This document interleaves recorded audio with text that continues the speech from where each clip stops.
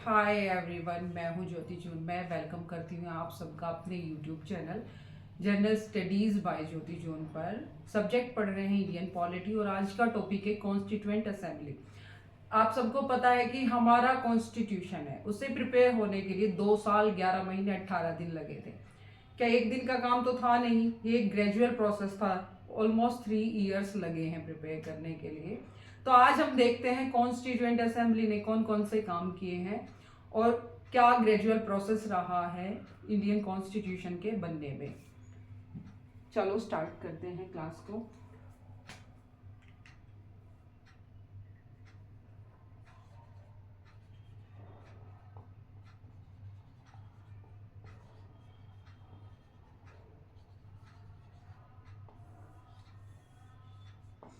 Constituent assembly ये एक group of people है, असेंबली है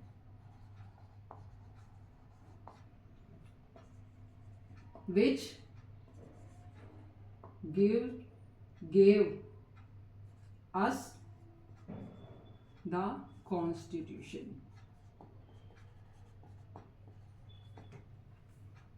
जिसने हमें कॉन्स्टिट्यूशन दिया है, हमारे कॉन्स्टिट्यूशन को डिजाइन किया, हमारे कॉन्स्टिट्यूशन का रिटन कॉन्स्टिट्यूशन बनाया है और सबसे लेंथीएस्ट कॉन्स्टिट्यूशन है हमारा जिस असेंबली ने दिया है, उसका नाम है कॉन्स्टिट्यूएंट असेंबली। अभी से इस असेंबली के बारे में पढ़ते हैं। जो इसकी आइडियोलॉजी या फिर जो डिमांड रखी थी, ठीक है, आइडियोलॉजी और demand given by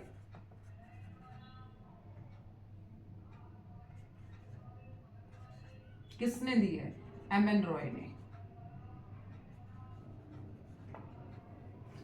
M N Roy एक ऐसे मेंबर थे जो चाहते थे कि हमारे देश के लिए एक फंडामेंटल बेस प्रिपेयर किया जाए, हमारा भी एक कॉन्स्टिट्यूशन होना चाहिए, ठीक है, ताकि हमारे देश को कैसे वर्क करता है, वर्क प्रिंसिपल्स वगैरह मिल सके। तो ये इनकी डिमांड थी, इनकी आइडियोलॉजी थी। तो कॉन्स्टिट्यूएंट असेंबली कौन से सेशन में हुई? फैजपुर सेशन में। फैजपुर सेशन में इन्होंने आइडिया रखा है। फैजपुर सेशन के अंदर, आजकल फैजपुर है महाराष्ट्र के अंदर, ठीक है, महाराष्ट्र में है। फैजपुर सेशन के अंदर एम एन रॉय ने डिमांड रखी है किसकी? कॉन्स्टिट्यूशन की, कॉन्स्टिट्यूएंट असेंबली की, कि हमारी भी एक कॉन्स्टिट्यूएंट असेंबली होनी चाहिए जो हमारे देश के लिए एक कॉन्स्टिट्यूशन डिजाइन कर सके। अब जब डिमांड हो गई है तो अगस्त ऑफर आया 1940। 1940 का जब अगस्त ऑफर आया तो अपने ये आइडियाज रखे हैं ब्रिटिश गवर्नमेंट के सामने और उन्होंने इसे मान लिया है 1942 में। 1942 में इन्होंने मान लिया है। फिर कब बनती है जाके? 1946 में कैबिनेट मिशन आया। फिर उन्होंने भेजा, ब्रिटिश गवर्नमेंट ने कैबिनेट मिशन। कैबिनेट मिशन ने मई 1946 के अंदर मान लिया कि चलो एक कॉन्स्टिट्यूएंट असेंबली बना लो अपनी और अपने देश का कॉन्स्टिट्यूशन डिजाइन करो। इन्होंने मान लिया है। अब हमारी कॉन्स्टिट्यूएंट असेंबली बनना स्टार्ट हुआ है, ठीक है। कॉन्स्टिट्यूएंट असेंबली में हमारे जो मेंबर्स हैं, कितने मेंबर्स होंगे? कॉन्स्टिट्यूएंट असेंबली के मेंबर्स हैं 389। 389 मेंबर्स हैं, उसमें से 296 है ये ब्रिटिश जहां रूल कर रही थी वहां वाले एरिया से हैं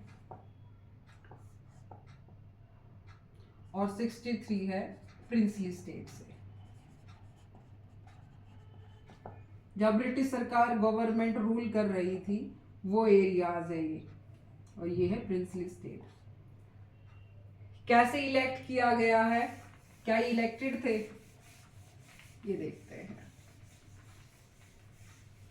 मेंबर्स का सिलेक्शंस है। जो प्रोविंसेस थे, प्रोविंसेस कौन से, जो इंडियन ब्रिटिश सरकार वाले थे, ठीक है, वहां की जो प्रोविंशियल गवर्नमेंट है, प्रोविंशियल लेजिस्लेचर,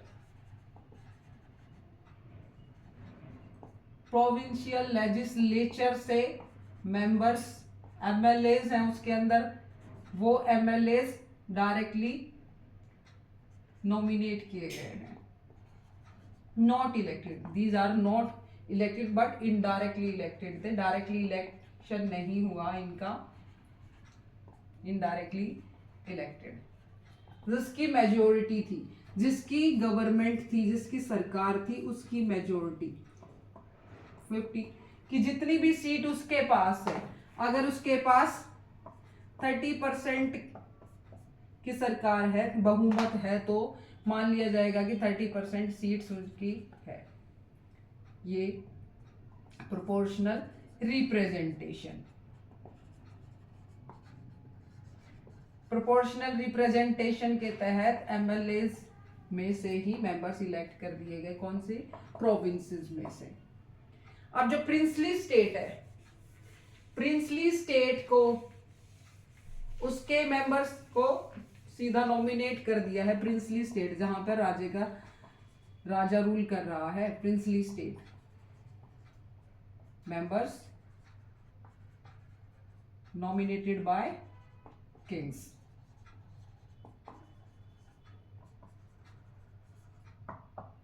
ठीक है, तो फुल तौर पे कहा जाता है कि ये इनडायरेक्टली इलेक्टेड है मेंबर्स, कोई इलेक्शन नहीं हुआ है इनके लिए, क्योंकि अभी जल्दी जल्दी में काम कर रहे हैं, तो कोई डायरेक्टली नहीं हुआ है। अब ये 389 मेंबर्स चूज कर लिए हैं, मेंबर्स होंगे 389 मेंबर्स में से 15 वुमेन्स थी, सरोजिनी नायडू हो गई, दुर्गा बाई हो गई, ठीक है, तो ये वुमेन्स थी। अब ये 389 मेंबर्स की 19 दिसंबर को फर्स्ट मीटिंग हुई है, 19 दिसंबर 1946 को फर्स्ट मीटिंग हुई है, फर्स्ट मीटिंग हुई है, और डॉक्टर सच्चिदानंद सिन्हा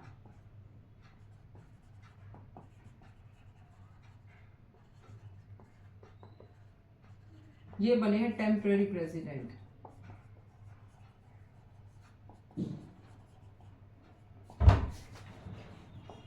फिर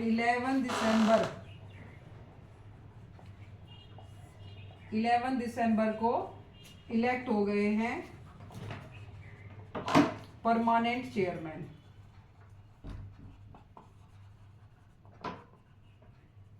परमानेंट चेयरमैन कौन इलेक्ट हुए, डॉक्टर राजेंद्र प्रसाद।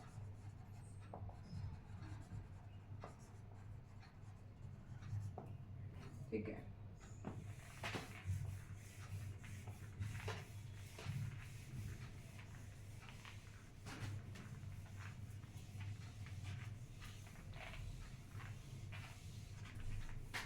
कुछ इंपॉर्टेंट चीजें हैं वो हम देख लेते हैं।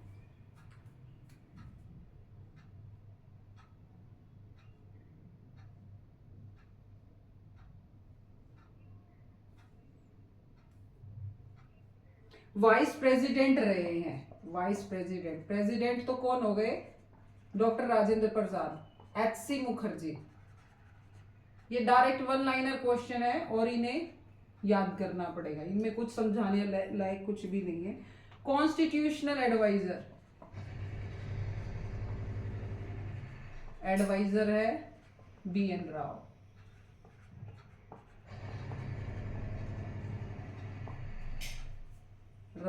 यू है इसमें। नेहरू जी ने एक ऑब्जेक्टिव रिजोल्यूशन दिया था, कब दिया था, 13 दिसंबर को एक ऑब्जेक्टिव रिजोल्यूशन पास की, रिजोल्यूशन दिया है कि हमारा कॉन्स्टिट्यूशन कैसा होना चाहिए। ये ऑब्जेक्टिव रिजोल्यूशन बाद में बनता है प्रीएम्बल,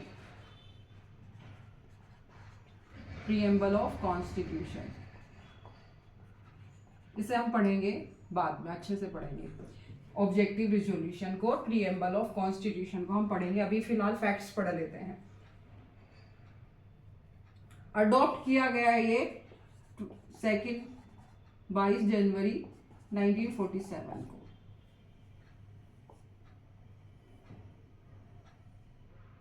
जब तक 1952 में हमारे प्रॉपर इलेक्शंस हुए थे, प्रॉपर इलेक्शंस तक जो हमारी कॉन्स्टिट्यूएंट असेंबली है यही रूल कर रही थी। ठीक है, ये टेम्पररी गवर्नमेंट है हमारी।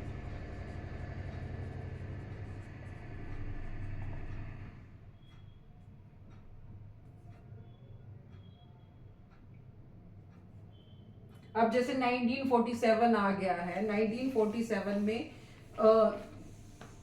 देश आजाद हो गया है। अब इंडिया और पाकिस्तान, इंडिया और पाकिस्तान है, इंडिया और पाकिस्तान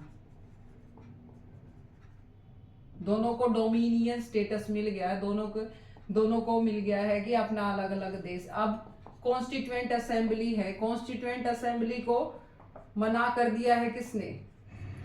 पाकिस्तान ने। मुस्लिम लीग बाइकॉटेड, मुस्लिम लीग ने बाइकॉट कर दिया है, और बाइकॉट कर दिया है तो मेंबर्स हैं, मेंबर्स कम हो गए, 389 में से बचे हैं 299, ये आफ्टर पार्टीशन। अब क्या है? मुस्लिम लीग कॉन्स्टिट्यूशन बनाएगी पाकिस्तान के लिए, फॉर पाकिस्तान, और हमारी कॉन्स्टिट्यूएंट असेंबली बनाएगी इंडिया के लिए, इंडिया के लिए। दोनों अपना अलग अलग कॉन्स्टिट्यूशन बनाएगी। 22 कमेटीज हैं,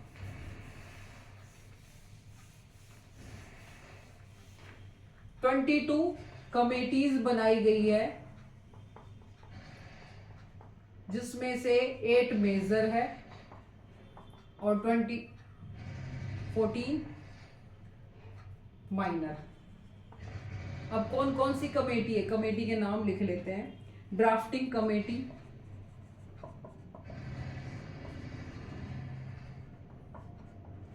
ड्राफ्टिंग कमेटी के चेयरमैन कौन थे, हेड कौन थे? Doctor BR Ambedkar.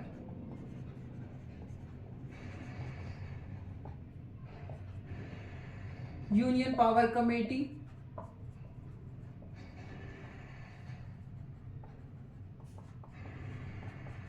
Jawaharlal Nehru, Pandit Jawaharlal Nehru.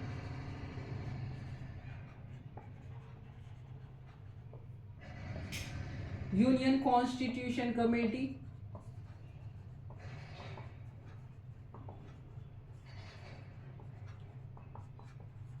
Pandit Jawaharlal Nehru.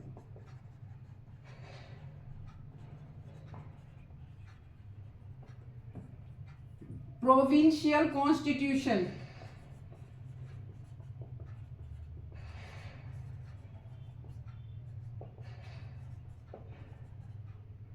Tuition committee Sardar Patel.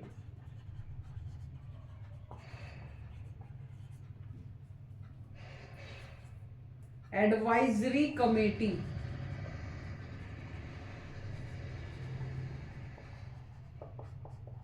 On fundamental rights,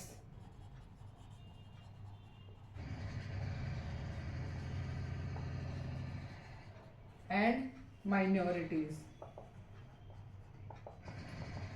इसके भी थे सरदार पटेल।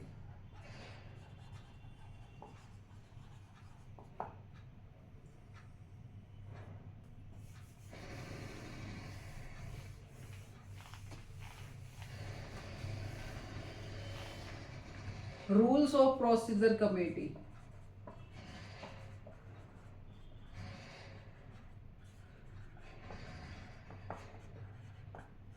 डॉक्टर राजेंद्र प्रसाद।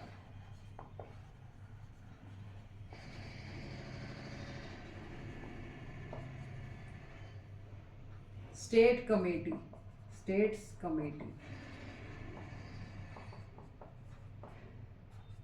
जवाहरलाल नेहरू।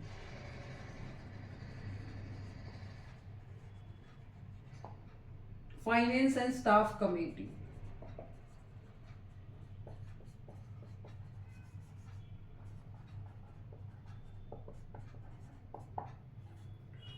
राजेंद्र प्रसाद। तो ये 8 ऐसी कमेटी थे मेजर जिनका रोल रहा है। याद रखनी है कमेटीज, कमेटीज से क्वेश्चन आते हैं।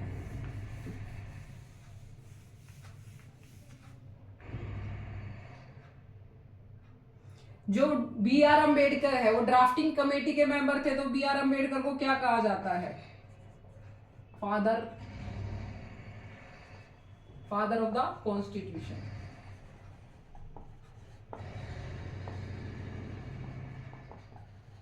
फादर ऑफ कॉन्स्टिट्यूशन कहा जाता है बी आर अम्बेडकर को।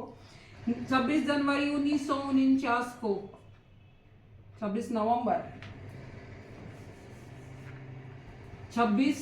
नवंबर 1949 को क्या था? एक भेज दिया था कॉन्स्टिट्यूएंट, ये कॉन्स्टिट्यूशन अडॉप्ट किया गया था, अडॉप्टेड। एंड 26 जनवरी 1950 को केम इनटू फोर्स, ये लागू हो गया था। क्यों लागू हुआ था 26 जनवरी 1950 को? क्योंकि 1930 को, 26 जनवरी 1930 को पूर्ण स्वराज दिवस मना दिया था, इसलिए ये 1950 में 26 जनवरी के दिन ही लागू हुआ। 24 जनवरी 1950 को राष्ट्रगान, नेशनल सॉन्ग, राष्ट्रगान, राष्ट्रपति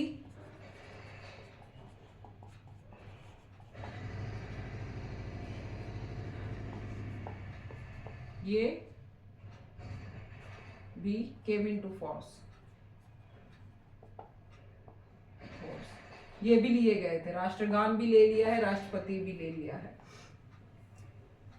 टोटल कॉस्ट आई है बनने के लिए, टोटल कॉस्ट 6.3 करोड़। सिटिंग है 165 डेज। और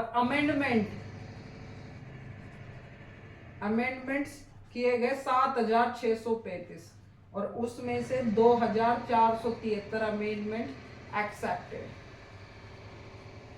ये पढ़ेंगे आगे। अमेंडमेंट्स क्या होता है? जो बदलाव किए जाते हैं, रूल्स बन जाते हैं, रूल्स के अंदर जो बदलाव किए जाते हैं। क्रिटिसिज्म क्या रहे होंगे इसके? क्रिटिसिज्म एक तो जो मेंबर्स थे वो डायरेक्टली इलेक्ट नहीं हुए। दूसरा जो भी था वकीलों का, एडवोकेट्स असेंबली थी, कॉमनर्स थे ही नहीं इसके अंदर। तीसरा कॉस्ट बहुत ज्यादा थी, कॉस्टली, टाइम कंज्यूमिंग भी थी। तो ये इसके क्रिटिसिज्म रहे हैं। कांग्रेस का प्रेशर रहा है, कांग्रेस का रोल ज्यादा रहा है इसमें अदर कॉमनर्स के कंपैरिजन में। अचीवमेंट्स क्या हुए हैं? अचीवमेंट्स है हमें एक कॉन्स्टिट्यूशन मिल गया, बहुत ही अच्छा कॉन्स्टिट्यूशन मिल गया है।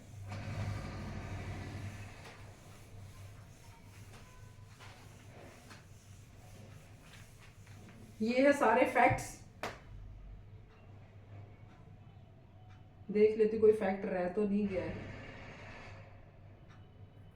फर्स्ट ड्राफ्ट, जब अंबेडकर जी ड्राफ्टिंग कमेटी के, तो जो फर्स्ट ड्राफ्ट था, फर्स्ट ड्राफ्ट सबमिटेड, क्योंकि इससे ये भी क्वेश्चन आ जाता है कई बार। फर्स्ट ड्राफ्ट सबमिट हुआ था फरवरी 1948 में और सेकंड ड्राफ्ट अक्टूबर 1948 में। सारे फैक्ट्स हैं, याद रख लेना, इतने सारे फैक्ट्स याद नहीं रहते। 11 सेशन हुए हैं, 2 साल 11 महीने 18 दिन इसमें कंप्लीट हुआ है। अब गांधी जी, अब ये सोच रहे होंगे सब गांधी जी का रोल क्यों नहीं है। पहली बात तो गांधी जी पॉलिटिकल आना ही नहीं चाहते थे, ठीक है, पॉलिटिक्स में नहीं आना चाहते थे। और दूसरा, गांधी जी चाहते थे कि लोकल लेवल से पावर हो, लोकल के पास पावर ज्यादा हो, यानी कि पंचायत वगैरह से पावर का डिस्ट्रीब्यूशन होना चाहिए सेंटर से। 1934 के अंदर ही उन्होंने पॉलिटिकल छोड़ दिया था गांधी जी ने।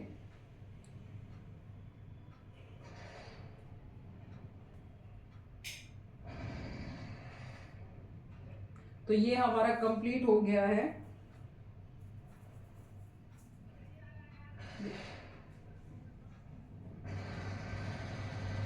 मेरे अकॉर्डिंग कोई फैक्ट्स नहीं बचा है, मैंने सारे फैक्ट्स मैंने बता दिए हैं, ठीक है। तो ये आज हमारा टॉपिक खत्म होता है कॉन्स्टिट्यूएंट असेंबली का। कॉन्स्टिट्यूएंट असेंबली में हमें क्या, एक तो ऑब्जेक्टिव रिजोल्यूशन, ये आगे पढ़ेंगे इसलिए मैंने नहीं बताया है। ऑब्जेक्टिव रिजोल्यूशन जो दिया है नेहरू जी ने, जवाहरलाल नेहरू ने 13 दिसंबर को 1946 को सबके सामने प्रपोज किया है। तो इसे पढ़ेंगे, बाद में ये बनता प्रीएम्बल, ये प्रीएम्बल में है तो इसलिए पढ़ेंगे, कल पढ़ेंगे इसे हम, ठीक है। आज का सेशन होता है यहीं पे खत्म। कोई भी डाउट्स हो कल देखेंगे इसके, कल पढ़ेंगे objective resolution. Okay, thank you.